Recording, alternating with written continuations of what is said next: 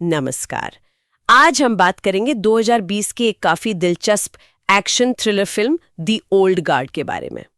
हाँ, ये जीना प्रिंस बाइथुड ने डायरेक्ट की है और जो इसका सोर्स मटेरियल है वो ग्रेग रूका और लियांड्रो फर्नांडिस का ग्राफिक नॉवल है। बिल्कुल।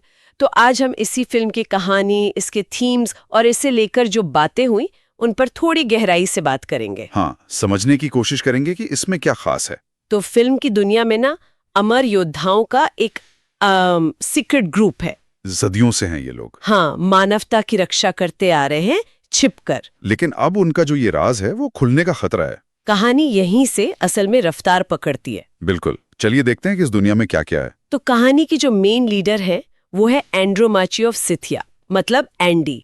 चार्लीज थेरॉन ने प्ले किया है उन्हें। हाँ, कमाल का काम किया उन्होंने।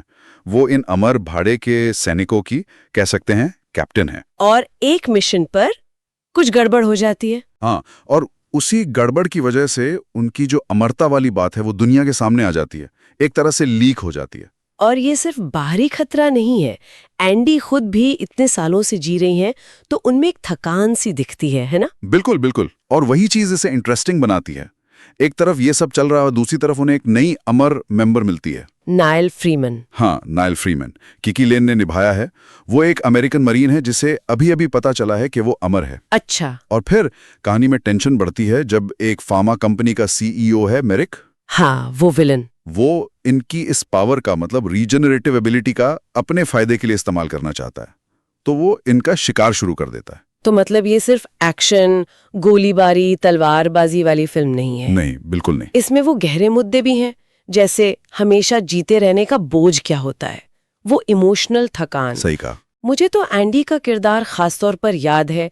हजारों साल जी चुकी है और अब उसमें वो एक उदासी सी झलकती है। हाँ, और फिल्म ना बहुत अच्छे से वो हाई ऑक्टेन एक्शन और किरदारों के अंदर के जो संघर्ष हैं उन्हें बैलेंस करती है। अच्छा। एंडी की वो थकान, नाइल का अपनी नई सच्चाई से जूझना, और फिर जो औरो और निकी का वो सदियों पुराना प्यार। हाँ, वो भी बहुत खूबसूरत पहलू है। ये सब कहानी को एक मानवीय गहराई देते हैं और साथ ही वो वैज्ञानिक लालच, नैतिकता वाले सवाल भी उठाती है फिल्म। कि क्या किसी की शक्ति का इस्तेमाल सबके भले के लिए हो या निजी लाभ के लिए? बिल्कुल, वफादारी, धोखा, मुक्ति, ये सारे थीम्स भी कहानी का हिस्सा हैं। अच्छा, तो क्रिटिक्स का क्या कहना था इस पर? मैंने सुना चार्लीज थेरॉन के काम की और एक्शन की काफी तारीफ हुई थी। हाँ, बिल्कुल। चार्लीज थेरॉन के परफॉर्मेंस को तो सबने सराहा। वो ताकत और वो थकान दोनों एक साथ दिखाती हैं वो।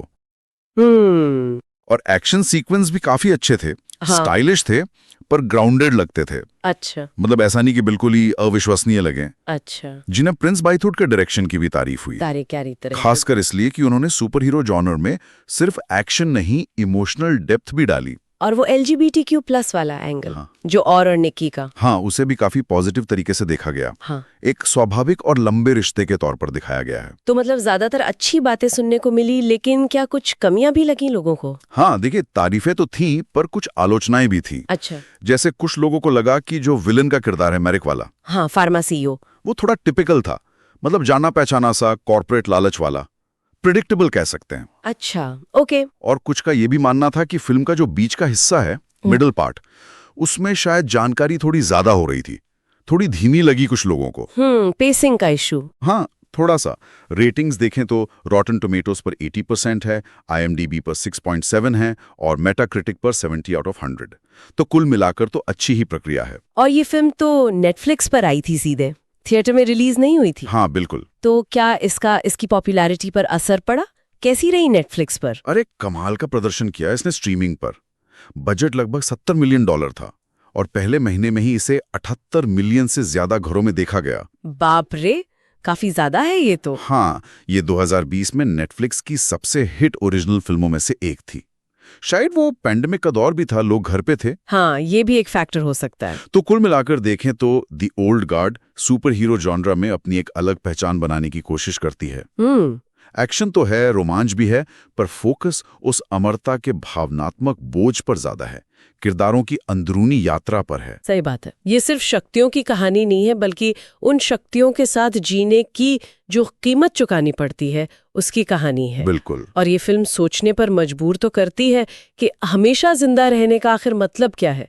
क्या ये वाकई वरदान है या धीरे धीरे बोझ बन जाता है? एंडी को देखकर तो लगता है कि इसमें अकेलापन और थकान भी बहुत है। सही कहा। और ये एक बड़ा सवाल भी छोड़ जाती है आखिर में, क्या? कि अगर अमरता सच में संभव हो जाए तो इंसानियत क्या करेगी? क्या इसका इस्तेमाल सामूहिक भलाई के लिए होगा, जैसे ये वॉरियर्स कोशिश कर रहे हैं, या फिर निजी स्वार्थ और लालच, जैसा मैरिक के किरदार में दिखाया गया? हाँ बिल्कुल। क्या वो लालच इस संभावना को भी खत्म कर देगा? ये एक सोचने वाली बात है जो फिल्म देखने के बाद भी दिमाग में रह जाती है।